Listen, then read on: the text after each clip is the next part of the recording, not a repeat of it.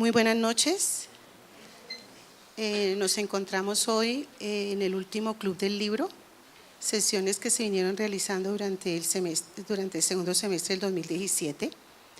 Esta noche nos acompañan en la mesa el escritor Andrés Mauricio Muñoz, quien es el escritor invitado de su novela El último Don Juan y de su última novela también, el libro de cuentos, perdón, y la novela Hay días en que estamos idos. Y la novela.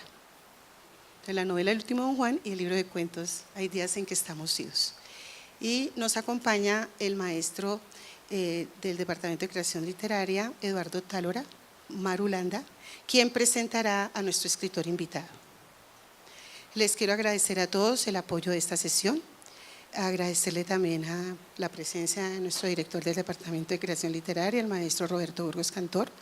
Agradecerle a los profesores del departamento que están aquí con nosotros, a los estudiantes de maestría, a estudiantes del pregrado, invitados especiales, compañeros, compañeras, y también el apoyo inconmensurable de la UMA, que siempre durante estas sesiones nos apoyaron, la Unidad de Medios Audiovisuales, como también a el Servicio de Bienestar Institucional, al señor Pablo.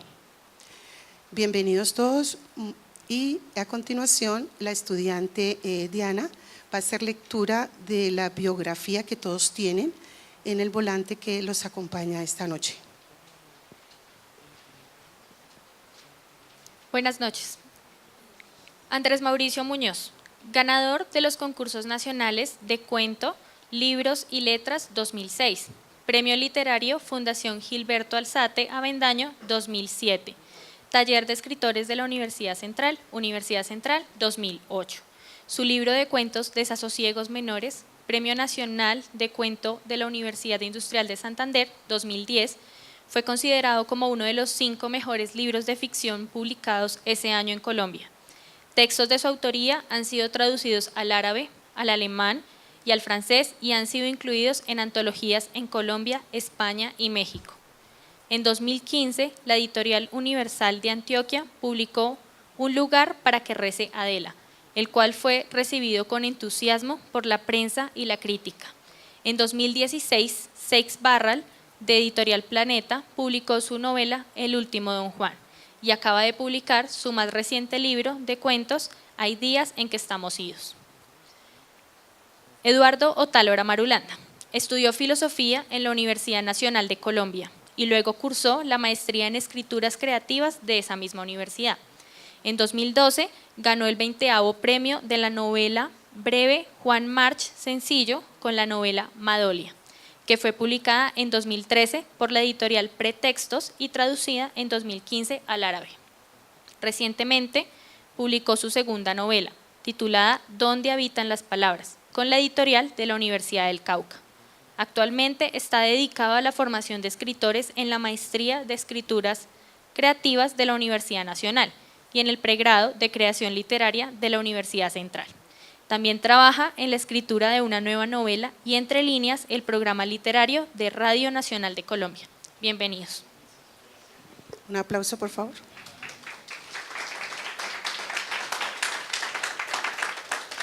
Después de esta breve reseña biográfica de cada uno de los escritores que nos acompañan esta noche, también quiero dar un agradecimiento muy especial a Editorial Planeta, quien nos ofreció 2 libros para rifarlos terminada la sesión. Bienvenidos. Maestros, tienen la palabra. Tenemos un bingo ahorita, pueden hacer ahí como en la hoja de presentación, detrás van a encontrar una lista de letras y vamos a hacer un bingo para los libros. Andrés Mauricio Muñoz, nuestro invitado de hoy aquí al Club del Libro en la Universidad Central. Bienvenido. Muchas gracias, Eduardo, y muchas gracias al maestro Burgos, a la universidad, a Gloria y a todos ustedes por estar aquí, por permitirme compartir un rato con ustedes. Bueno, en el siglo XXI, lo que voy a decir a continuación es un poco porque me voy a comer una parte de lo que se acostumbra a hacer en las presentaciones. Y es algo así como que en el siglo XXI hacer una biografía o una historia de los autores me parece que es subestimar a Internet. Internet tiene una cantidad de respuestas sobre las biografías de las personas.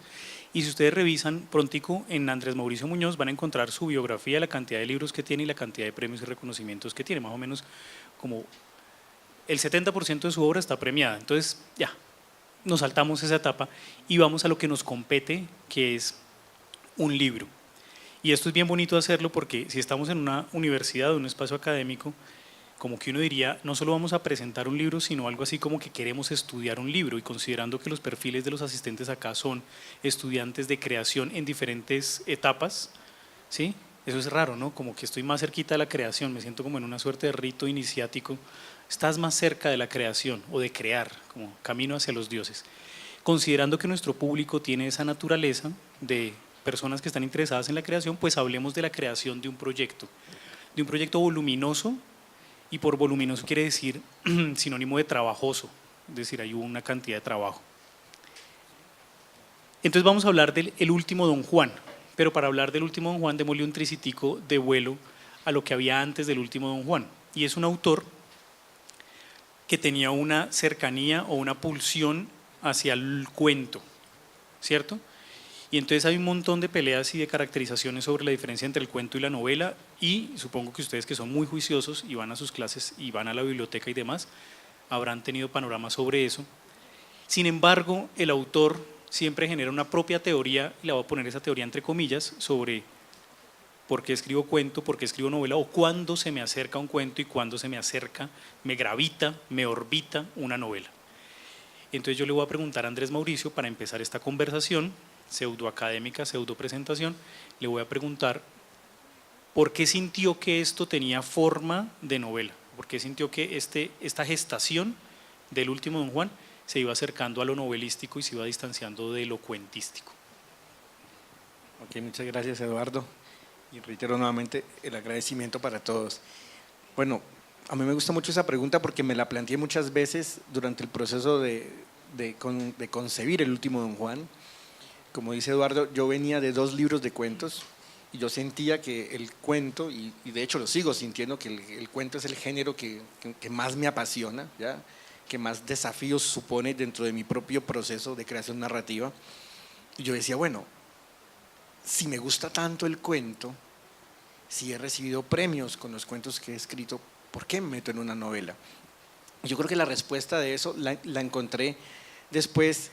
Es que de alguna manera yo siento que lo que a mí me interesa es contar historias, y cuando pienso en las historias, en un principio no estoy pensando en el género al que corresponden, no digo esto es un cuento, no digo esto es una novela, sino que sencillamente digo, aquí hay un personaje que me apasiona, aquí hay un personaje que me cautiva y hay una historia que quiero contar, hay una imagen que vi, que salí a la calle y que vi algo que me llamó la atención y llego a la casa y no puedo sustraerme esa imagen sigue ahí, de la pareja que discutía en la cafetería, de la mujer que iba presurosa al Transmilenio, y empiezo a pensar una historia, y sencillamente siento que es una historia que me interesa contar, pero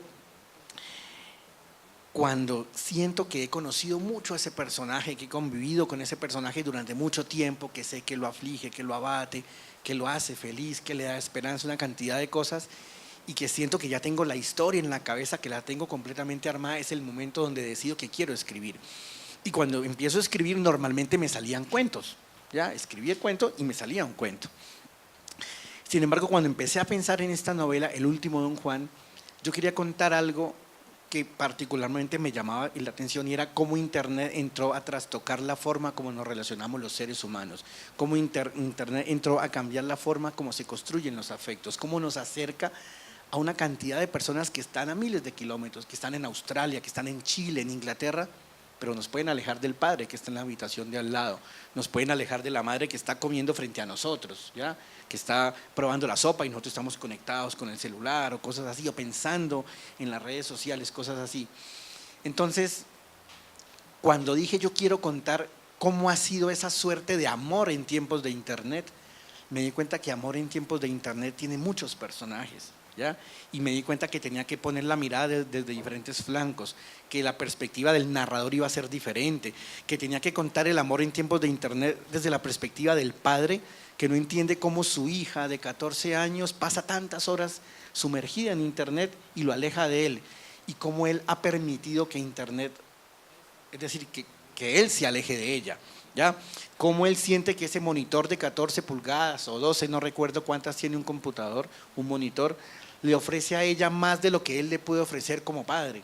Entonces, contar el amor en tiempos de Internet era contar la historia de ese padre que poco a poco se aflige y ve cómo se distancia de su hija.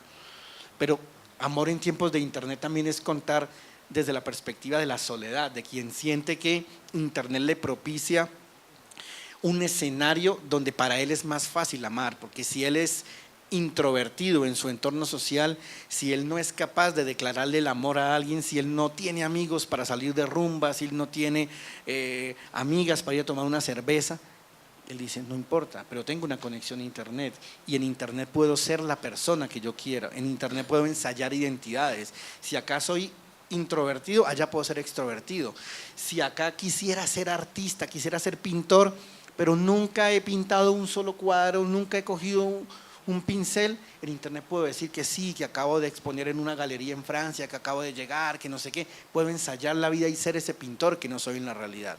Entonces eso también era contar el amor en tiempos de Internet, o contar la historia de una mujer que es mayor y que siente que la vida se le pasó y no se dio el espacio para amar, para enamorarse, porque siempre estuvo cuidando a sus padres, que la pastilla del papá, que las rodillas de la mamá, sus hermanas se casaron y se fueron, y ella, ¿en qué momento ella se dio la oportunidad de amar? Pero tiene una conexión a Internet.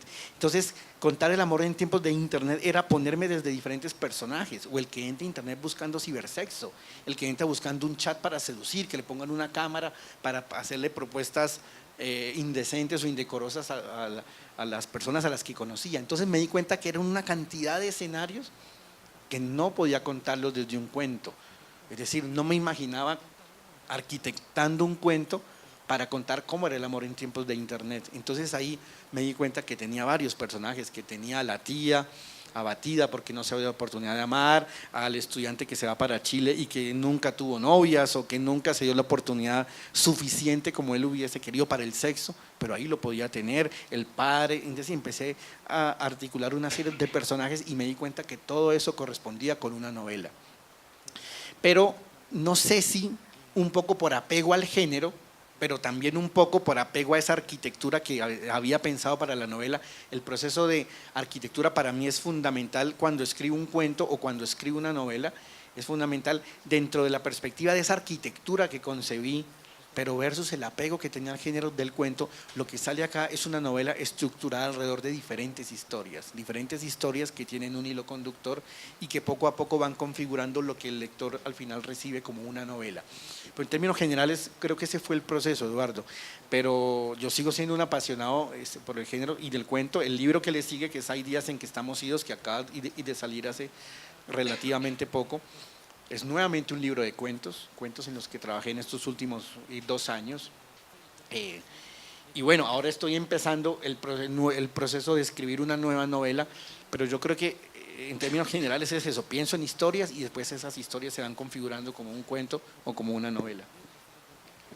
Me gustan esas respuestas que no son como generales, como el cuento es o la novela es, sino la experiencia de acercarse producto de una pulsión creativa al cuento o a la novela. Ahí vamos entonces entendiendo, con esto va a llegar la segunda pregunta, vamos entendiendo algo así como que la dimensión del tema o las aproximaciones del tema determinaron que fuera una novela. Entonces hagamos una pequeña, algo así como, ¿cómo llamarla? Como una sinopsis comercial provocadora de lo que se plantea en El último Don Juan. Ya con el título uno se va haciendo una idea, ¿no? Esto es de seducción, aquí alguien está conquistando a alguien. Entonces sí, vamos a presenciar diferentes episodios en las vidas de diferentes personajes de seducciones, ¿sí? Algo atrae a alguien y eso algo que resulta atractivo termina transformando la vida de ese alguien y ese alguien termina teniendo una vida que no se esperaba. Hay una línea que vamos a trabajar un poquito más adelante, que es la línea de Pedro. Sí, esto parece como el Evangelio según Pedro, no. Va a haber una línea la vamos a trabajar ahorita más adelante, que es la de Pedro, pero quiero que hablemos de algunos personajes, ya que Andrés Mauricio nos decía que eran los personajes los que les iban apareciendo sus historias y que le fueron conectando. Entonces vamos a hacer algo así como presentaciones de personajes. La tía Socorro, es un bonito nombre, es un bonito personaje. Le voy a pedir a Andrés Mauricio que les presente a ustedes a la tía Socorro y cómo la tía Socorro entra en relación con el Internet. Ok, bueno, después de que se publicó el libro me di cuenta que existían muchísimas tías Socorros porque se me acercaban y lectores y me decían, esa es mi tía, la misma, o es la vecina, es amiga de mi mamá, le pasó exactamente, ¿usted la conoce? No, no la conozco, pero yo creo que en algún momento, dice ya no, yo creo que en algún momento de mi vida, y lo recuerdo bien, yo conocí a esa tía Socorro. Hace muchos años, cuando no era tan común tener un computador en la casa, ¿ya? Lo que sí era muy común era encontrar un letrero en las ventanas de ciertas casas donde decía se pasan trabajos en computador. Entonces, como la gente no tenía computador, entonces iba y decía, mira, esta es la señora que pasa trabajos en computador. Y la señora se ponía, pasaba el trabajo, uno lo recogía, era, porque muchas veces en las universidades o en los colegios decían, el trabajo tiene que ser entregado en computador. Los papás no tenían plata para computador, pero tenían en la esquina a alguien que pasaba trabajos en computador, una hoja de vida, cosas así. Y yo recuerdo un personaje que tiene algunos rasgos de la tía Socorro que se menciona acá en el libro, y ese personaje se la pasaba todo el día ahí en el computador, y uno llegaba, dejaba su trabajo y todo eso, y yo me acuerdo que por alguna razón, no sé por qué, uno sentía un poco de lástima por esa persona que pasaba trabajo en el computador porque no tenía vida, porque las personas van a una oficina, se acaba su turno laboral y se van para su casa, pero el que se queda trabajando en la casa se le extiende la jornada, porque como está sentado en el computador, le daban las 9, las 10, las 11 de la noche, y uno veía esa luz ahí de esa mujer que estaba pasando trabajos en computador. Salíamos a rumbear con amigos y llegábamos a la 1 de la mañana, todos festivos, y ya todo el barrio apagado y la lucecita en esa casa encendida. Y a veces yo pasaba por ahí cerca, como no sé, como con una especie de interés y de atracción por qué había ahí, y se veía y se escuchaba el teclado, esa tía Socorro, ese germen de la tía Socorro pasando trabajos en computador. Pero paradójicamente, esa tía Socorro que uno pensaba que no tenía vida, que se la pasaba ahí en su casa, que ya tenía 50 años, que nunca se casó por estar pasando trabajos en computador, un día nos llega la noticia a todos, esta señora se va, ¿cómo así se va del barrio? Pucha, ¿quién nos va a pagar los trabajos en computador ahora? No sé qué, y la tesis, y no sé qué, tal. Se va, ¿y para dónde se va? Se casa. Pucha, se casa, pero ¿con quién se casa? Si ni sale. Se casa con un gringo. Resulta que la tía Socorro pasaba trabajo en computador, pero también tenía una conexión a internet y tenía ese módem con ese sonido tan particular que muchos acá no recordarán, pero otros sí lo recordarán, que conectaban el módem y sonaba y era como si era un sonido, era como entrar a otra dimensión. Y la tía Socorro pasaba trabajos en computador, pero también se daba la posibilidad de conocer a alguien que vivía en Australia, que vivía en Estados Unidos, pasaba trabajos y se enamoraba, pasaba hojas de vida y se dejaba seducir. Y un día dijo, no paso más trabajos, me voy a Estados Unidos y me caso. Y la tía Socorro se casó y se fue. Entonces yo creo que ese fue como la primera imagen que a mí me impactó de cómo Internet entraba a trastocar la forma como se construyen los afectos, cómo se relacionan los seres humanos, y desde esa perspectiva yo dije, quiero contar el don Juanismo, el que entra a Internet y seduce, el que entra a Internet y se deja seducir, el que entra a Internet y siente que hay un escenario propicio para el amor. Pero como la pregunta era presentar a la tía Socorro, yo creo que esa es como la génesis de lo que fue la tía Socorro. La tía Socorro le va mal. Una característica de la narrativa de Andrés Mauricio es que maltrata a sus personajes y se regodea en ello. Eso es bueno, eso es bueno. Pues digo, a mí me parece divertido cuando, pues sí, si no le va a ir mal a uno, pues que le vaya mal a ellos. Juan Pablo, ¿sí? Juan Pablo, ¿cómo decirlo? Se parece mucho como a estos personajes, es que me va a tocar hablar en primera persona, pues ahí perdonarán las vergüenzas, que nunca logró nada en la adolescencia con las chicas, ¿sí? Como que nada, como una lástima ahí.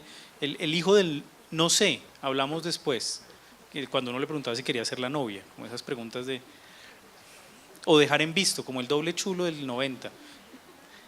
Bueno, cuéntanos, Juan Pablo, ¿cómo se transforma en Internet?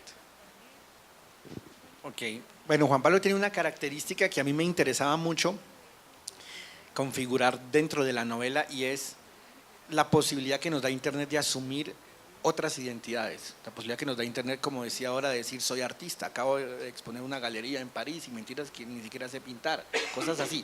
Entonces, eso me interesaba mucho, pero también me interesaba no tanto asumir una identidad, sino dejar fluir una identidad que uno puede reconocer como propia, pero que por algún condicionamiento social, por alguna tara, por alguna inseguridad, uno siente que no es capaz. O sea, es decir, por ejemplo, a mí me pasaba en la universidad que yo sentía que era tremendo bailarín y yo sentía que era facilísimo sacar a bailar una muchacha, pero llegaba a la discoteca y no era capaz. Y las pocas veces que lo intenté, atravesaba la pista, sacaba a bailar y me decían no, entonces le decía al lado y me decían no, y al lado y me decían no, y devolverme hacia la mesa con el rabo entre las piernas era la humillación más grande. Entonces yo me volvía y sentía que toda la discoteca me miraba y decía pobrecito, nadie salió con él, no sé qué, ¿ya? Sin embargo, cuando uno chateaba por internet, mejor dicho, gigoló, no sé qué, una cantidad de cosas, y yo sentía que quizás esa personalidad era la mía, solo que algo, había una barrera en el mundo real que no permitía que fuese esa persona extrovertida, esa persona que es capaz de hacer reír a las muchachas, de decirles bromas, curiosidades, cosas así. Entonces eso configuraba muy bien con lo que quería reflejar ahí, no solo asumir identidades, sino dejar fluir la personalidad que uno siente que uno quisiera tener. Pero bueno, entonces, claro, yo creo que a mí, configurando ese personaje, se me fue mucho la mano en que se pareciera a mí. Porque se parecía a mí a como pensaba yo cuando estaba en la universidad, cuando estaba en el colegio. Y me pasó algo muy curioso, y es que Camilo Hoyos, que es un crítico literario que escribe reseñas para la revista Arcadia, cuando hizo la reseña del último Don Juan y que hizo unos comentarios bastante generosos, el día antes de mandar él la reseña ya como definitiva, tenía algunas inquietudes y me llamó por teléfono para aclararlas antes de hacer algunos ajustes finales a la reseña. Me dijo, no, me encantó la novela, y me habló de la tía Socorro, y me habló de los personajes, no sé qué, y me dice, el único personaje que odié, que me cayó mal, por inmaduro, por cosificación de la mujer, por no sé qué, por esa forma de entender el amor, dice, está muy bien dibujado el personaje, pero qué tipo tan soberbio, qué tipo tan inmaduro, es Juan Pablo. Y yo, pucha, es el que parece a mí, ¿ya? Entonces yo le dije, no, pues claro, y me dice, ¿de dónde sacaste ese personaje? Le dije, bueno, lo saqué de cómo era yo cuando tenía 22 años, 23 años, ¿ya? Pero yo creo que ese personaje y nació de ahí, es decir, cuando internet empezó a abrir todas esas series de puertas, había muchos Juan Pablos que querían conectarse sencillamente para enamorar por internet, es decir, porque sí, enamorar porque quiero sentir la victoria y el trofeo de decir me levanté a una canadiense, me levanté a una australiana, me pusieron la cámara, se desnudaron frente a mí, una cantidad de cosas. Entonces Juan Pablo es ese que entra a internet buscando sexo, pero sobre todo buscando la posibilidad de ser el Don Juan que no pudo ser en la universidad, buscar tener el éxito con las mujeres que él siente que no tuvo en la universidad, porque ese Juan Pablo en la universidad era el tipo que podía levantarse a cualquiera porque las hacía reír, porque era divertido, por una cantidad de cosas, pero había un punto de tránsito que él no intuía, donde pasaba de poder que pasaran muchas cosas a convertirse en el mejor amigo. El que le decían a la mamá, oiga, venga, la dejo salir, pero si va con Juan Pablo. Entonces Juan Pablo salía y entonces para que le dieran permiso y después lo dejaban botado en la esquina y se iban con otro tipo y Juan Pablo se quedaba hasta la 1 de la mañana esperando para volver a llegar con ella. Entonces Juan Pablo era ese tipo, ¿ya? Entonces un tipo que podía en algún momento redimir todos los puntos, pero que no lo redimía y cuando menos pensaba era el mejor amigo, el que le cogían los cachetes y no sé cuánto, no sé qué. Entonces en internet él sí podía ser un seductor, en internet él sí podía ser un Don Juan, y esa es otra de las personalidades que quise configurar para esta novela. Supongo que ya si se están riendo, pues se irán dando cuenta de que sí, la novela tiene un toque de humor, de ese humor perverso que pues particularmente me gusta. Cuando uno hace sufrir a los personajes se puede reír de ellos. Entonces, bueno, reivindicamos a los Juan Pablos. Y sin embargo, la contraparte, que también es el hilo conductor o como algo así como un eje, como un nervio Sí, me gusta más esa expresión de nervio, un poco más fisiológica que va recorriendo toda la novela y que va haciendo toques sensibles al lector, es Pedro. Entonces, sí, hablemos de Pedro antes de cambiar de tema. ¿Y cómo hace uno para hablar de Pedro sin hacerle spoiler a la novela? Esa tarea se la voy a dejar al autor, por supuesto. Él verá qué les cuenta de Pedro. Ok, Pedro es el personaje que a mí más me hizo sufrir. O sea, cuando la escribía yo de verdad sentía que era ese padre de esa hija de 14 años que se la pasaba metida en el computador y que el padre sencillamente sentía que era una entretención que se ganaba. Sentía, bueno, a ella le va bien en el colegio, es juiciosa, es una buena niña, que se conecte a internet y que chatee porque se lo merece, ¿ya? Era el padre que procuraba para ella una cantidad de seguridades. Oiga, el taxi lo pides por teléfono, no salgas más de las 9 de la noche, si vas a trasnochar te quedas donde tu amiga, o vienes acá, o me dices yo te recojo, una cantidad. Pero ella entraba a la casa, está chateando, está tranquila en su habitación. Pero él no intuía que el enemigo más cruel, el animal que acechaba, el peligro más inminente estaba justamente en esa pantalla y del computador, porque ahí esa niña podía encontrar cosas magníficas, maravillosas, pero también podía encontrar cosas macabras, porque Internet se presta para eso. Internet se presta para que alguien entre a un foro y diga, oiga, estoy mamado de la vida, me quiero suicidar, no aguanto más. Y pregunta, oiga, ¿cómo es la manera más expedita para suicidarse y no morir en el intento? Y le dicen, no, vea, mire, coja unas pastillas de esto y las echa en agua y se toma 3, 5, no sé qué, y en media hora ya, o coja una manguera y no sé qué, y la mete por la ventana del carro y se queda ahí, y en una hora usted ya está muerto. Todo el mundo empieza a asistir al otro en cómo matarse, como el que va a Carulla o como el que va al Olímpico y pregunta los quesos y le dicen allá al pasillo a la derecha, no sé qué. Y en ese mismo foro perfectamente al otro día están hablando de fútbol, de un técnico para las Chivas de Guadalajara, de una cantidad de cosas, y no deja rastro de nada.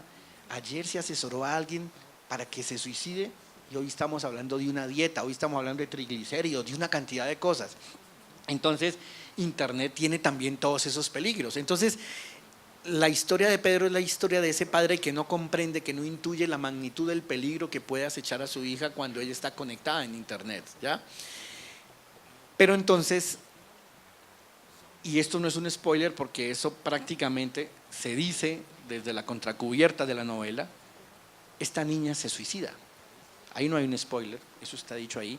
Esta niña se suicida y la historia de Pedro es la historia del padre que entra a buscar en los archivos que ella tiene grabados en el computador, a buscar en el historial del navegador qué páginas visitaba, tratando de reconstruir qué pudo haber hecho que una niña de 14 años encuentre en la muerte su única salida.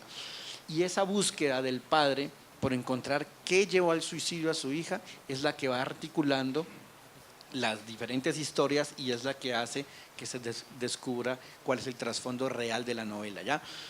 Pero es una historia dolorosa, es una historia y dolorosa y tiene escenas muy fuertes y escenas que a mí particularmente cuando las escribía, pues yo decía, pucha, ¿será que estoy siendo muy visceral? ¿Será que estoy siendo muy malvado?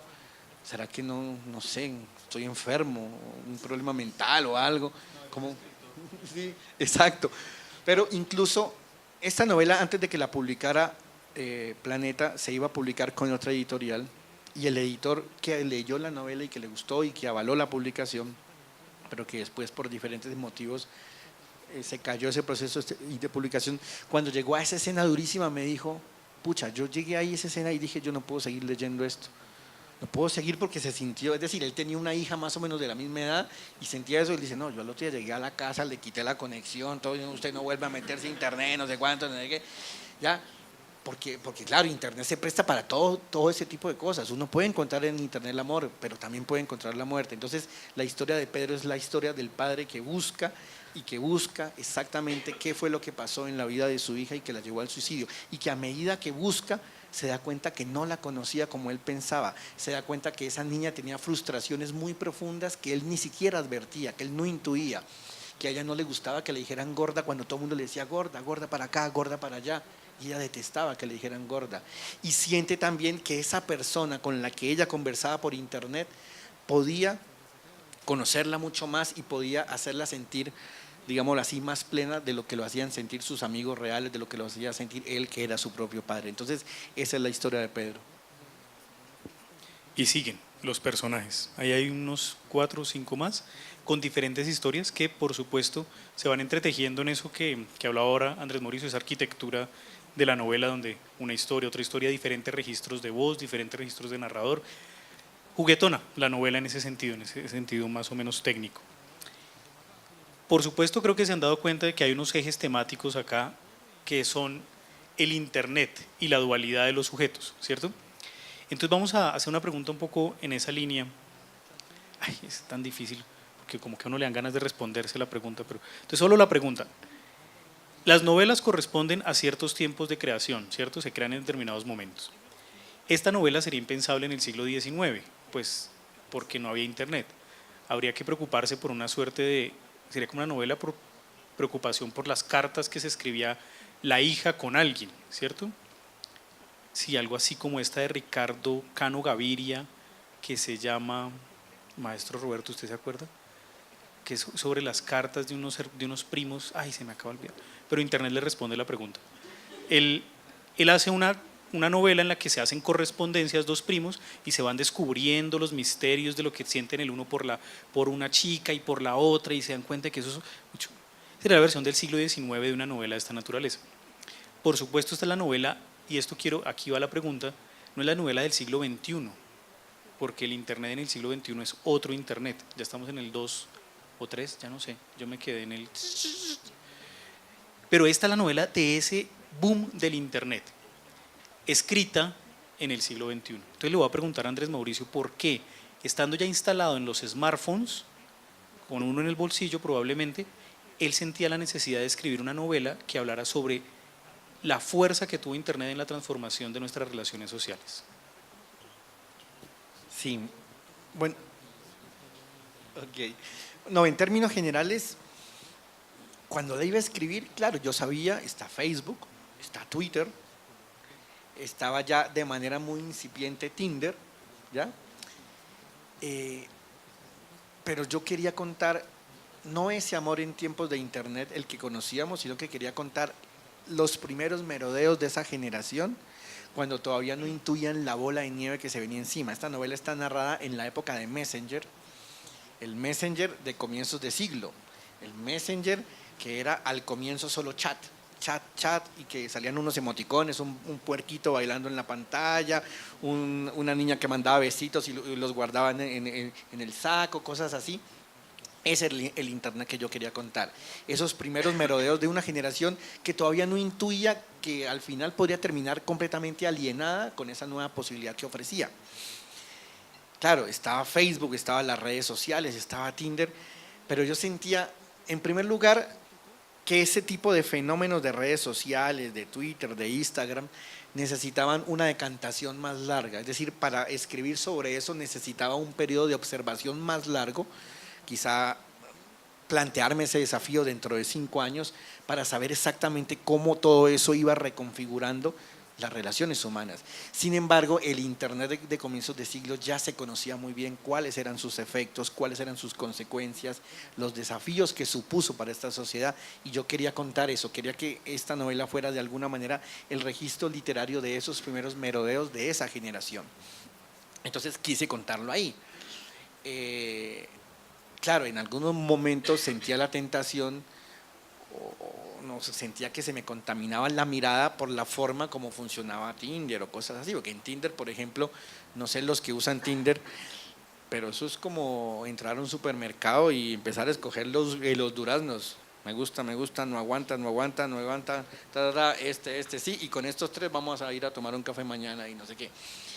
Yo sentía que esa no era lo que yo quería contar, esa realidad siento que tiene que decantarse más y mirar cuáles son los efectos sobre esta generación para poder escribir con más propiedad sobre eso. Pero esa otra época ya la tenía. Y de alguna manera, y lo que dices tú es cierto, claro, esta novela en el siglo XIX, siglo XVIII, hablaría de cruce de cartas y cruce de correspondencia, cosas así. Pero yo sentía también que se había hablado mucho en la historia de la literatura del fenómeno del donjuanismo, el Don Juan. Y yo quería también contar ese último eslabón en la cadena de los Don Juanes, que hoy no es tan último porque hoy hay más Don Juanes, el Don Juan del Tinder, el Don Juan del Facebook, del Twitter, cosas así, pero yo quería contar ese último eslabón en la cadena de los Don Juanes, el Don Juan que seducía por internet, el Don Juan que era capaz de asumir diferentes identidades, que hoy podía ser médico y seducir a una persona y mañana decir, no, mañana digo que soy arquitecto y mañana digo que soy deportista y no sé cuánto, es decir, un Don Juan que podía propagarse como un virus, que yo puedo enamorar hoy aquí, enamorar hoy allá, no sé cuánto. Entonces yo quería contar ese fenómeno del Don Juanismo, ese último eslabón en la cadena de los Don Juanes, y esa es la razón por la cual yo tomo la decisión de ubicar esta novela a comienzos de siglo, cuando está apenas ese Messenger y el proceso de transformación, cuando ya el Messenger permite incorporar la cámara, entonces que tú veías incorporar la cámara pero no tenía sonido. Entonces yo me acuerdo que tú estabas chateando con alguien y veías al otro que bajaba la cabeza y levantaba la cabeza y uno sabía que le estaba escribiendo a uno, pero había momentos donde uno y lo veía que se reía. Y esta pelada que se está riendo si yo no he hecho nada chistoso. ¿Ya? Y entonces, oye, ¿y estás hablando con alguien más? Ah, no, sí, con un primo, no sé qué. Ah, bueno, no sé qué. Pero no había sonido. Ya después el Messenger incorporó la imagen y el sonido. Entonces, el universo de posibilidades para seducir en ese Messenger tan precario me llamaba poderosamente la atención. Ahora, el universo de posibilidades de seducir ahora también llama mucho la atención, pero tiene otras particularidades, tiene otros y desafíos y supone una complejidad más para el Don Juan, porque ya es mucho más fácil. En Facebook un Don Juan tendría que empezar a subir fotos que no son de él, tendría que inventar una familia, tendría que inventar un paseo, en diciembre inventar un saludo para los amigos, una cantidad de cosas, pero en ese momento las posibilidades que daba el Messenger eran infinitas. Entonces ese es como el germen pues, de lo que yo quise contar. El maestro Roberto me acaba de soplar el nombre de la novela, El último Don Juan. No, mentiras, es una lección de abismo, perdón. Ven, hay personas que son mejores que Google. Gracias, maestro Roberto. Y más rápidas, uno no lo cree, pero sí. Internet, ¿cierto? Entonces el fenómeno que transformó la segunda imprenta. La imprenta transformó la relación con el conocimiento e Internet la retransformó.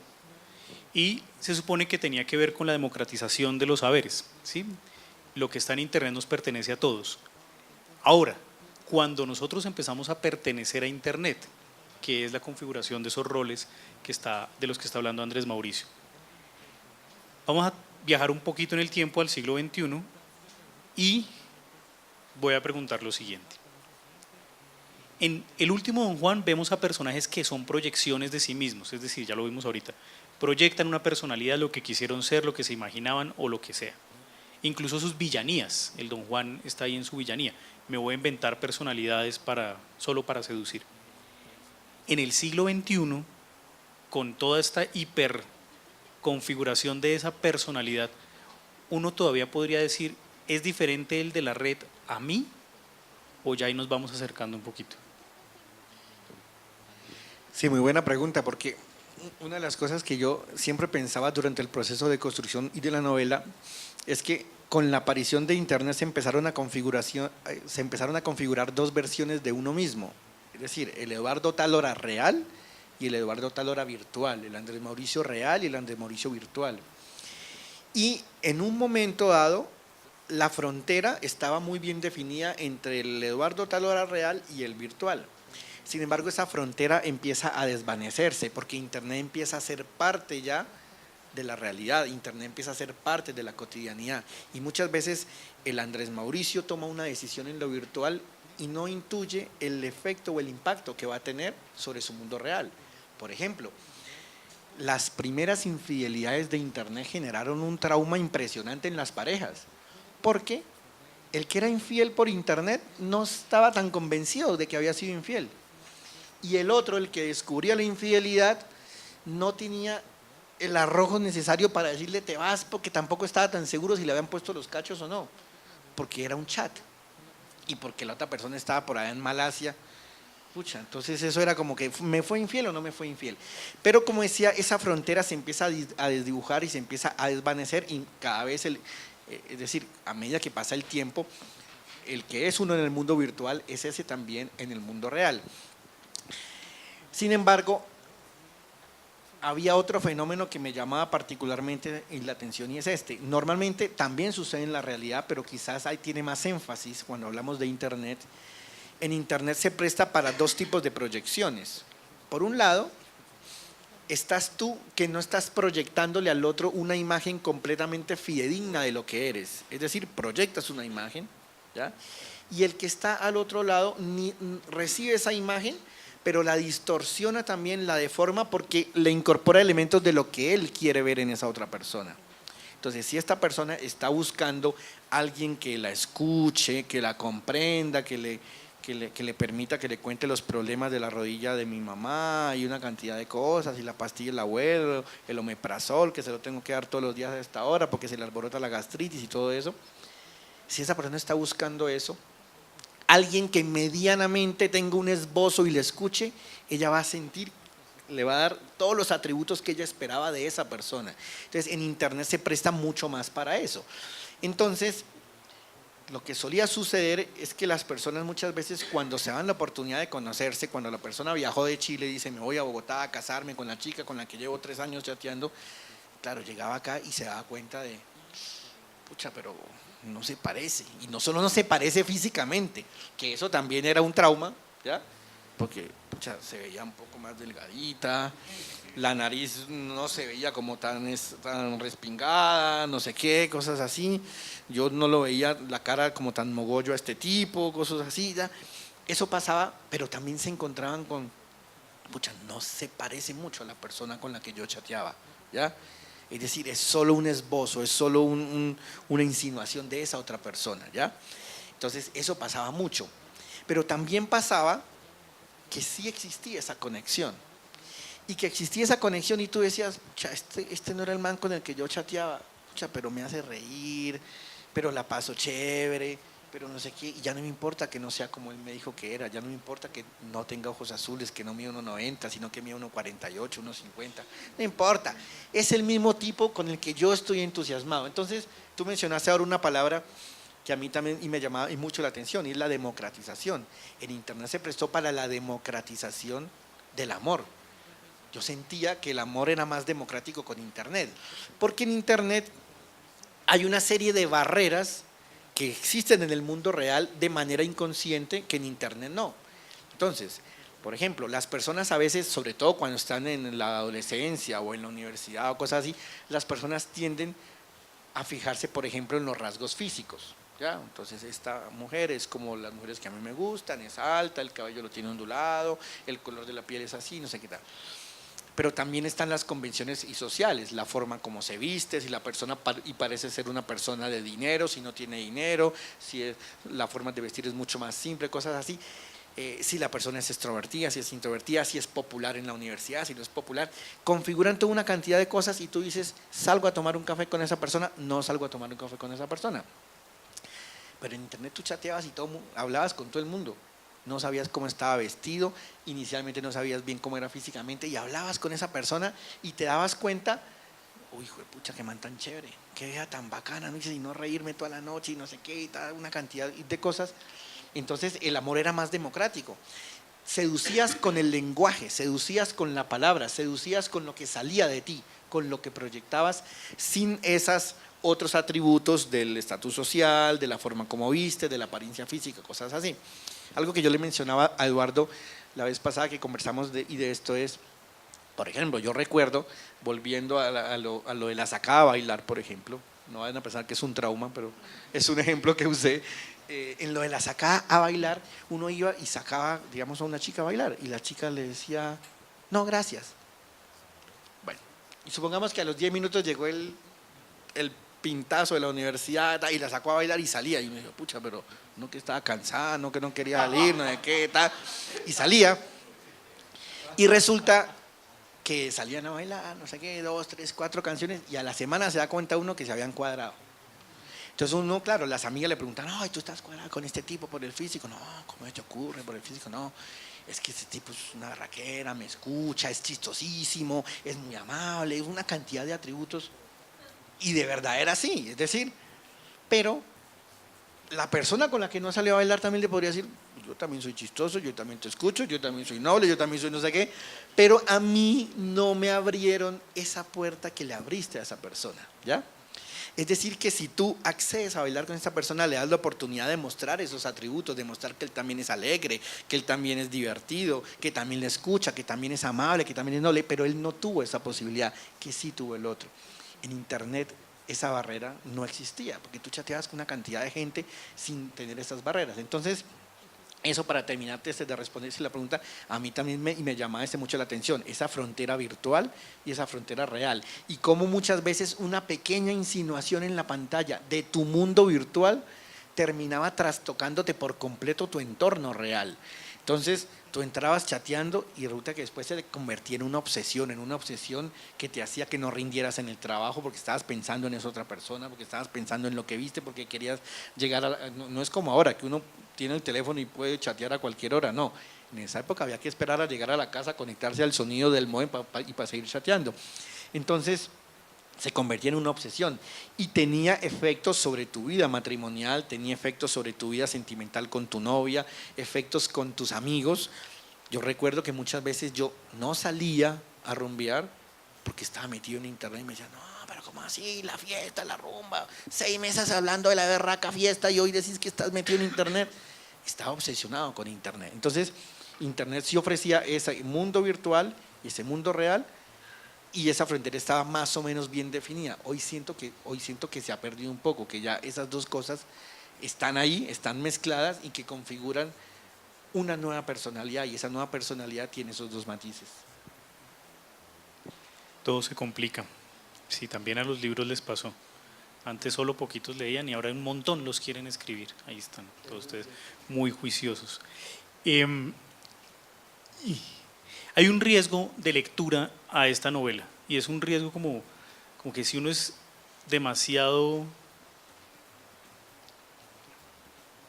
la palabra no quiere salir, pero entonces algo así como ingenuo, podría decir que hay una propuesta moralizante en el último Don Juan. Es decir, algo así como que Andrés Mauricio Muñoz nos quiere señalar los riesgos de Internet.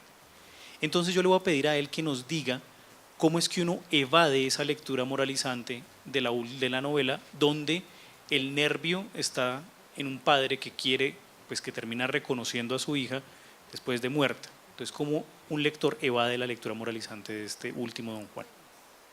Claro. Bueno, en primer lugar, yo creo que tiene que ver en parte con que la novela, ninguno de los narradores en últimas emite algún juicio del tipo moralizante, ni un juicio de valor sobre eso, sino que sencillamente pinta unos hechos, pinta una realidad, y cada lector establece la relación que quiere tener con esa realidad que pintó el autor. Pero por otro lado es porque hay varios personajes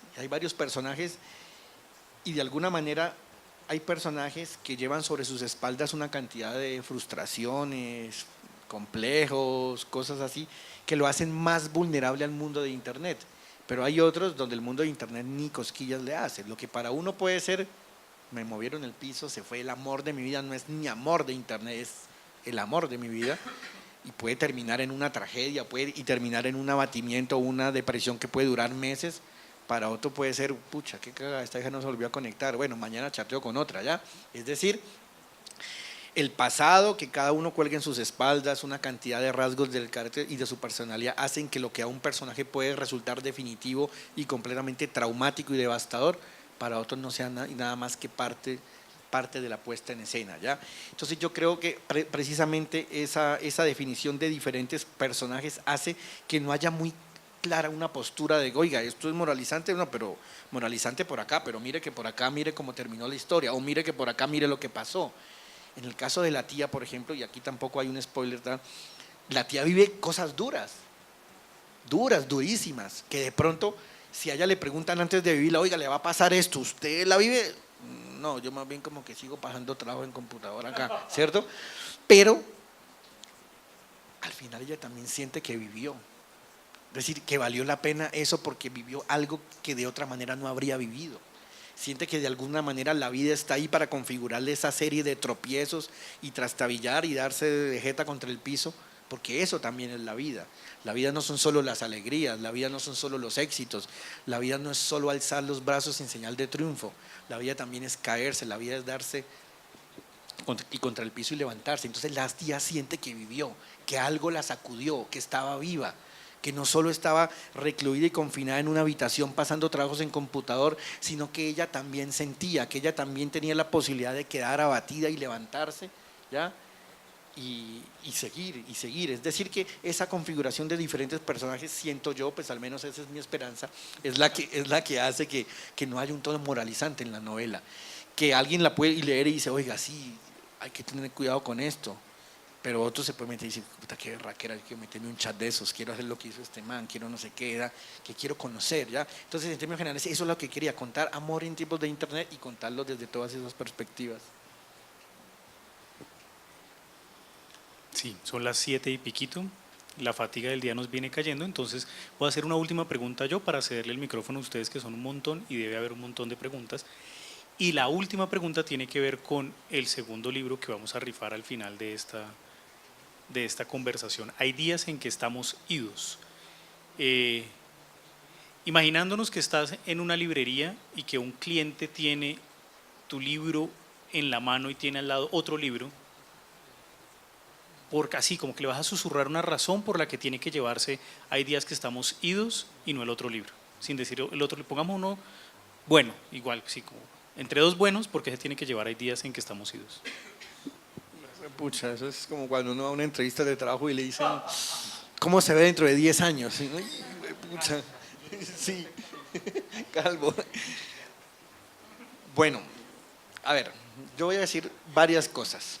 La primera, como les decía, a mí el género del cuento me apasiona. Mis 2 libros anteriores a la novela eran de cuentos y el libro que le sigue a la novela es de cuentos también. Y yo particularmente, a mí me gusta mucho mi novela, mucho, y me gusta, y los lectores que la han leído y también la han disfrutado y la buscan y todo eso, pero yo dentro de mi propio proceso narrativo, yo siento que este es el libro de cuentos, es el libro más redondo que tengo hasta el momento. Eso todavía no responde a tu pregunta, me la responde a mí mismo, pero todavía no voy para allá contra ese lector que está en la librería y le tengo que decir, porque si yo le digo a él, oye, mi mejor libro, y dirá, bueno, pero ¿y cómo eran los otros? O sea, ¿ya? Entonces, eso todavía no responde, pero me ayuda a mí como a ir perfilando esa respuesta. Yo siento que este es mi libro más maduro, el más redondo. Y ahora sí, ¿qué le diría yo a ese lector? Bueno, en primer lugar, que va a disfrutar el libro porque hay historias supremamente atractivas. Yo siento que son atractivas, me lo han dicho las personas que lo han leído hasta el momento.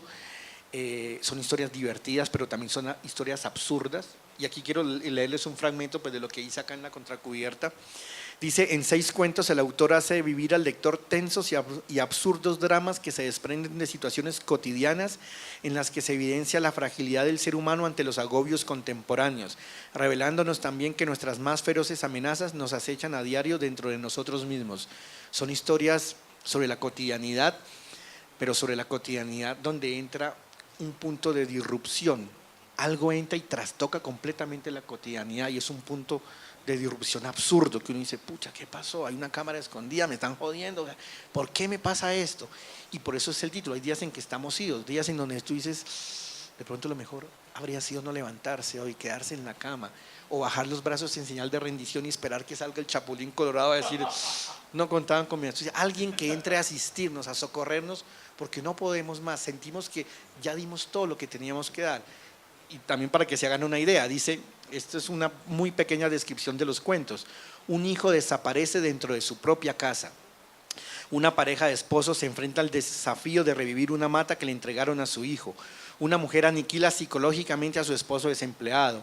Un complejo triángulo afectivo entre una pareja y la empleada doméstica. Una actriz se consume en el recuerdo de sus días de gloria. Un hombre pierde paulatinamente y ve el fracaso de su hogar por su incapacidad de hacerle frente a un intruso. Entonces, yo lo que le diría a ese lector es, si te gusta la cotidianidad, si te gusta que te cuenten historias sobre lo que tú mismo has vivido, pero con un efecto que te hace ver otros matices, que te hace comprender otras cosas, que te hace plantearte cosas que no te habías planteado, si quieres divertirte, si quieres reírte, si quieres llorar, yo siento que este sería el libro. Y estoy sonando muy como a autoayuda, promocionándome a mí mismo, pero yo siento que es un buen libro y voy a hacer una última cuña. Estoy muy feliz con el libro porque la semana pasada se anunció los semifinalistas del Premio Biblioteca de Narrativa Colombiana, que busca el mejor libro de narrativa publicado en el año en Colombia, y entre 80 o 90 libros se escogieron 11 libros nominados, de los cuales va a salir el ganador, y este libro está como uno de los nominados. Entonces, bueno, eso es lo que le diría al lector, pero me ha pasado eso, y uno como autor es muy impotente, porque me ha pasado que veo, no con este, pero con otros, que entra una librería y yo me quedo ahí y de pronto veo que cogen el libro y empiezan a mirarlo, y yo me paro al lado y miro de reojo, y a veces cogen y empiezan a leer un fragmento, uno mirando a ver qué cara hacen, a ver si es cara de chévere o no sé qué, y de repente uno ve que leen y lo dejan y siguen y uno, ¿qué pasó? Entonces me provoca seguirlo y decirle, venga, ¿qué no le gustó? O sea, ¿por qué no lo lleva? Ya, pero claro, yo nunca sería capaz de decirle a un lector, oiga, vean, llévelo, mire, no sé qué. Pero bueno, eso era por contarles un poco que creo que el libro y vale la pena, y la novela también. Espere, no me aplaudan todavía, pero a ustedes les va a quedar muy fácil ahorita porque solo van a tener 2 libros afuera, a la izquierda, y tienen que escoger uno para llevar, entonces es muy fácil, los 2 son de Andrés Mauricio, o los 2. Entonces, bueno, ahora sí, si quieren aplaudir, aplaudimos, no, pues aplaudamos, bueno.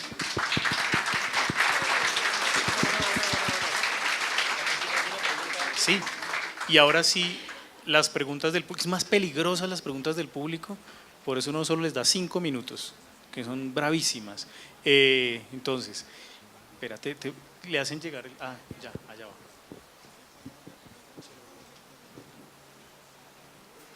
Yo tengo 2 preguntas muy puntuales. Primero, me gustó mucho al principio cuando comenzó directamente diciendo que le interesaba mucho la arquitectura del relato. Entonces quisiera que Andrés Mauricio nos explicara para usted qué es la arquitectura del relato, cuáles son esos infaltables a la hora de diseñar ese escrito que quiero hacer, que quiero escribir. Y lo segundo, pues cuando estábamos escuchando esa relación entre Juan Pablo, Andrés Mauricio, el último Don Juan, ¿sirvió haber escrito esa novela como una especie de catarsis? O sea, como expiar algunas de esas frustraciones de la universidad de los 22 años, ¿sirvió de alguna manera? No fue tanto querer contar una historia, sino contar mi historia y desahogarme de algunos de esos traumas que tuve en la universidad. O los profundizó también. Bueno, no, la primera y pregunta, y muchas gracias. Yo siento que en mi propio proceso narrativo, la arquitectura es fundamental para construir un relato, o sea, un cuento, o sea, una novela. Y lo que yo entiendo por la arquitectura es que todos los elementos que el narrador dispone estén ahí con un propósito específico. Está porque te ayuda a configurar el carácter del personaje, porque te ayuda a hacerlo creíble, verosímil, que el lector establezca una relación estrecha con el personaje y diga, sí, así es una persona como esa, yo conozco a ese personaje, conozco a una tía así, conozco a un primo que es así, mi jefe era así, porque sientes que ese carácter es real. Y para llegar a eso, lo que yo hago es, como les decía, conocer muchísimo al personaje, convivir con él, tener una cantidad de información del personaje que no necesariamente la uso toda, pero que me ayuda a conocer de quién estoy hablando. Yo siempre menciono que si a ti te dicen, por ejemplo, ¿me recuerdas tu nombre? ¿O me dices tu nombre? Camilo. Si a ti te dicen, oye Camilo, vas a escribir un cuento sobre un personaje que es así, yo sé que tú tienes el talento para hacerlo, pero de pronto te va a costar trabajo porque no conoces a ese personaje que te acaban de decir. Entonces tienes que empezar a pensarlo, no sé qué. Pero si te dicen, oye Camilo, vas a escribir un cuento sobre tu mejor amigo el día que fue a una fiesta y le pasó esto, porque lo conoces, porque sabes que lo aflige, que lo abate. Entonces es posible que yo de tanto conocer al personaje sepa que está frustrado porque no pudo conocer el mar cuando tenía 8 años, porque lo dejaron donde un abuelo y se llevaron a los primos y no los llevaron a él. Pueda que eso no lo use, pero me sirve para saber cómo reacciona el personaje ante un evento o ante otro. Entonces, la arquitectura del relato es conocer al personaje, la arquitectura del relato es saber elegir la voz adecuada, es saber de qué me priva esta voz y qué me concede esta voz, si pongo mi mirada de narrador desde esta perspectiva, qué gano, pero también qué pierdo, ¿ya? saber elegir que los elementos que incorporo están ahí, como te decía, o para definir la atmósfera, o para configurar la identidad del personaje, para hacerlo sólido, o para explicar y dosificar la trama, pero que tengan algún propósito, porque muchas veces cuando uno escribe, uno está con muchas tentaciones, y cuando uno escribe es parecido como cuando tienes acá un angelito y tienes acá un diablito, y uno te dice, no, pero el personaje va en un bus y acaba de pasar por los cerros. ¿Por qué no escribe el paisaje, la neblina que cae densa y se filtra? Hay que ir una página, pucha, narrador, no sé qué, escribió los cerros, tal. ¿Pero le sirve eso al personaje? ¿No era mejor contar lo que estaba sintiendo el personaje mientras parecía mirar por la ventana? ¿No era mejor contar lo que él tenía en su cabeza? Lo que pasaba por su mente, lo que salía y de su corazón. Sí, está bien, aquí narraste el paisaje y eres muy hábil narrando paisajes y cosas así, pero eso no te ayuda al personaje, ¿ya? O está la tentación, oiga, aquí están, llegaron de fiesta, entraron a la habitación, una escena erótica, vamos a poner una escena erótica, tal. ¿Le sirve eso a la historia? ¿Ayuda a configurar? Entonces yo, cuando estoy escribiendo un cuento o una novela, todos los elementos que voy incorporando al relato los someto a una mirada muy aguda de a qué me está contribuyendo esto. Esto sirve para esto, esto sirve para esto, esto no sirve. No sirve, lo descarto, ¿ya? Entonces eso es para mí lo que es lo que es la arquitectura. Y en cuanto a la segunda pregunta, yo tuve que enamorarme por internet para poder escribir esta novela, ¿ya? Y eso me causó un problema hace poco, y es porque cuando yo estaba en proceso de escritura de la novela, claro, yo ya era casado. Y yo le dije a mi esposa, yo necesito saber qué es tener una relación por internet si quiero escribir esta novela. Y ella me dio el permiso de tener una relación con una chica de Canadá, y ella me puso 3 condiciones. Me dijo, 1, solo internet, nada de llamadas, es solo chat. 2, nada de que, ay, qué casualidad, es que llega a Colombia dentro de 8 días y nos vamos a conocer, nada, se viene a Colombia de malas. Y 3, usted me cuenta si llega a sentir algo. Y en ese momento yo lo que sentí fue una obsesión por esa persona, muy parecida al amor. Pero yo no podía decir a ciencia cierta si de verdad estaba enamorado o no. Cuando yo ya siento que no puedo seguir con eso, le digo a la persona, mira, tengo que contarte algo, yo soy escritor y quiero escribir una novela sobre internet, y todo esto era para eso. Y lo que hizo esta persona fue la forma tan moderna de matar a alguien, es que me bloqueó. Y con esa obsesión que tenía yo de llegar a la casa y chatear con una persona, yo llegaba ahí, offline, offline, ¿cómo así? Al otro día, offline. A la semana me volvió a agregar y me dijo, solo le pido que cuando escriba la novela me la deje leer. Y me dijo, bueno, está bien, igual la pasamos chévere, porque yo acá, ella vivía en Canadá, no tenía amigos, una cantidad de cosas. Y me dijo, nadie me había escuchado tanto como me escuchó usted durante estos meses. Pero digo que me trajo un problema porque eso fue hace tanto tiempo, porque el proceso de escribir esta novela pues, me tomó, entre la investigación que duró como 2 años, que es estar metido de cabeza, escribir varias versiones de la novela, varias, como 15 versiones hasta que ya salió la versión definitiva.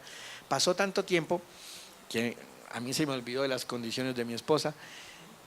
Y hace poco, cuando me entrevistó la revista Semana, yo por ahí en una respuesta dije eso, como que tuve que enamorarme por internet, y lo pusieron como titular.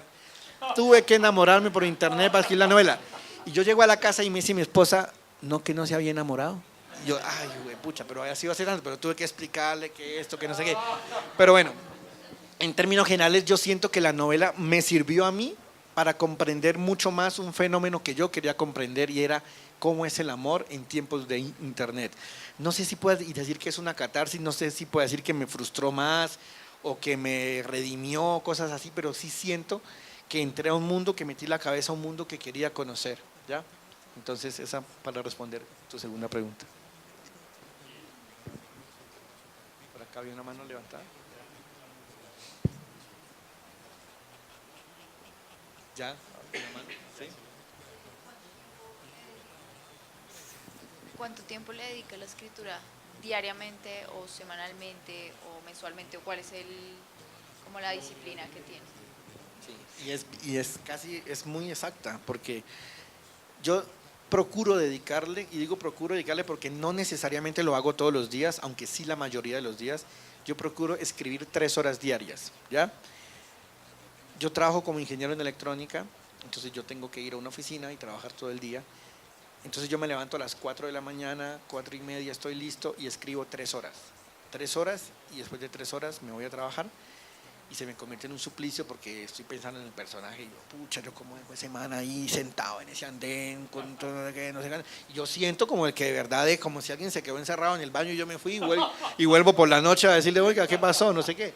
Entonces, claro, pero llego a la casa y estoy con los niños, les damos la comida, tengo la ventaja que son pequeños, entonces ellos se acuestan muy temprano y yo me pongo a leer y me acuesto y solo escribo hasta el otro día porque decidí que la mejor hora para escribir era la mañana, porque está uno lúcido, está bien dormido, en la noche está uno cansado, cosas así. Pero yo procuro, yo creo que prácticamente de los 7 días escribo 5 o 6, escribo esas 3 horas diarias y así lo he venido haciendo desde hace 14 años ya. Entonces, no soy de los que cree que hay que esperar la inspiración y que entró la musa y no sé qué, y el momento y que se alinearon los astros para escribir, no. Hay que sentarse a escribir y hay que sentarse a escribir, pero algo que me ayuda es que todo el tiempo estoy pensando en personajes, todo el tiempo. Yo estoy sentado aquí, te veo a ti y ya estoy pensando en un personaje, y pueda que no te vuelva a ver y dentro de 8 días tengo una historia armada sobre ti. Todo el tiempo estoy pensando en personajes. Y la analogía que yo siempre hago es que, al menos en mi cabeza, funciona así como parecido al proceso de fecundación, que arrancan millones de espermatozoides y al final uno, el coloso, es el que llega y fecunda el óvulo y se convierte en un bebé. Así es, hay historias o imágenes que me impactan y que siguen en mi cabeza, sigo pensando en esa persona que estaba recogiendo las monedas del piso, que parecía pensar en otra cosa, pasan un mes, 2 meses y sigo pensando en esa persona. Pero también hay imágenes que se desvanecen y que a los 8 días ya no pienso en esa persona y digo sencillamente era una historia que no, desde mi perspectiva no merecía ser contada o que perdió la fuerza. Pero me ayuda a ese proceso que siempre estoy pensando en historia, siempre. Gracias a ti.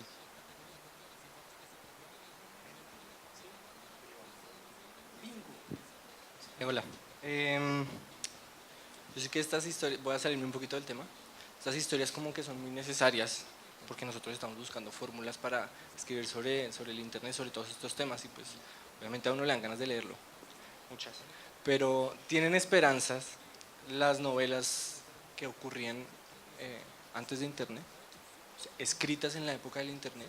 ¿Qué esperanza tienen? Como qué relevancia, qué vigencia van a tener? Ok, o sea, sí. Es decir, si escribir sobre la tecnología y los tipos de internet van a tener algún tipo de vigencia.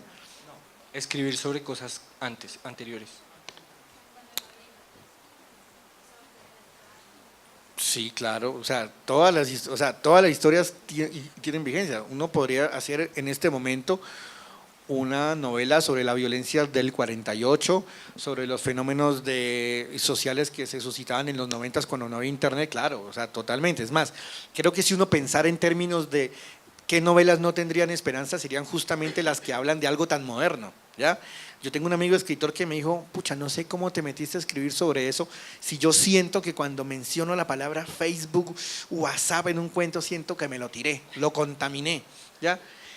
Pero hay un tema que a mí me ha llamado mucho la atención siempre y es la contemporaneidad, ¿ya?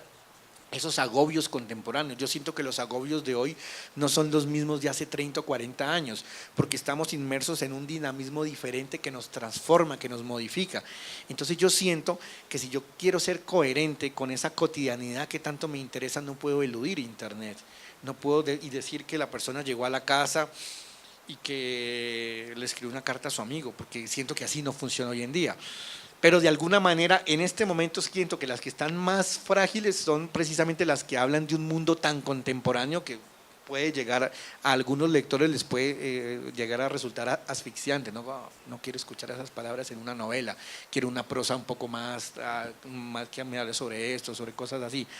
Pero en términos generales, cualquier época, no importa, 1400, 1500, lo que sea, literariamente nunca va a perder vigencia, siempre va a haber una mirada, siempre va a haber una perspectiva que no conocíamos y es el autor el que decide en dónde quiere poner esa mirada. Y es que ahí está 11 días de noviembre de Óscar Godoy, que uno diría, no, pero estás como desactualizado. No, que justamente cumple una función que Oscar señala que es súper valiosa, y es, pues, cuando los estudiantes, y nos pasó, ¿no, Gloria? Oigan, ¿ustedes saben qué es la toma del Palacio de Justicia? Y esa cara ahí como de procesador. No, y sí, eso fue cuando se murió Gaitán, y entonces entra uno como en colapso nervioso, de pánico, no sé. Yo creo que ahí hay una responsabilidad. Si le fuéramos a atribuir algún tipo de responsabilidad a una novela que tenga pretensiones históricas, es pues tocar unos nervios históricos de la sociedad y ya, y hacerlo bien, con calidad y esfuerzo literario. Y que eso sí que es provechoso para la sociedad que olvida un poquito, un montón, aunque tenga Google. Otra pregunta.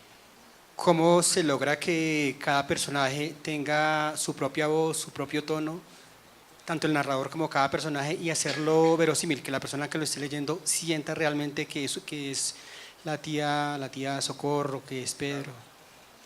Sí, pues uno es como lo mencionaba, es conocer muchísimo al personaje.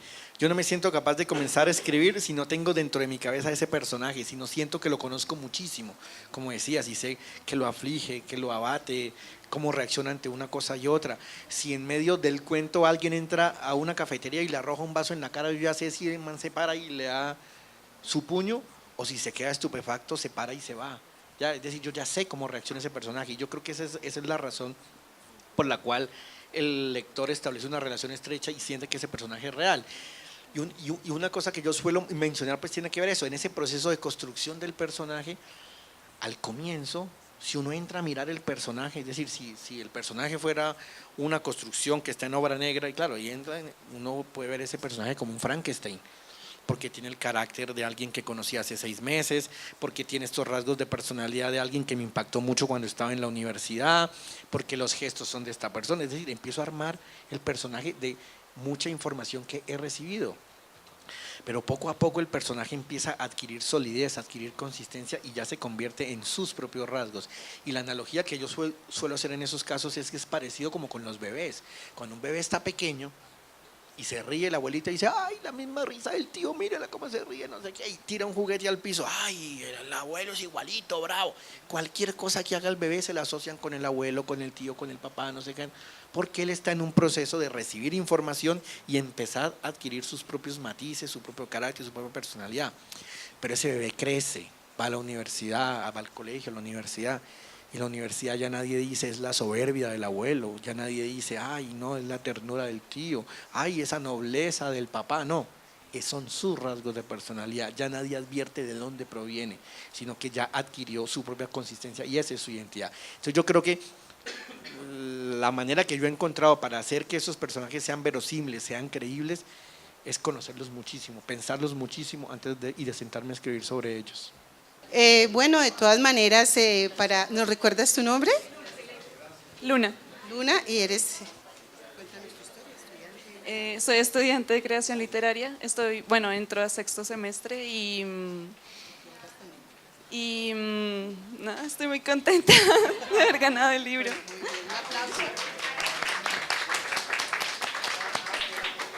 Y el segundo libro, la ganadora es Karen Arce, no es familiar mía, pero sí es alumna mía, ¿no? Aclaramos. Hola, soy estudiante de Ingeniería Ambiental de la Universidad Libre y también estoy muy contenta.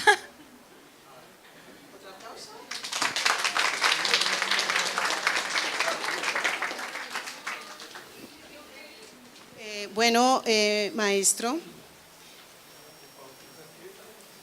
Andrés Mauricio y el maestro Eduardo Tálora, muchas gracias por compartir esta experiencia en el marco de la creación para ilustración de los estudiantes de creación literaria, en la maestría, también para todos los estudiantes y presentes, entender y comprender también los procesos creativos en torno a la novela El último Don Juan.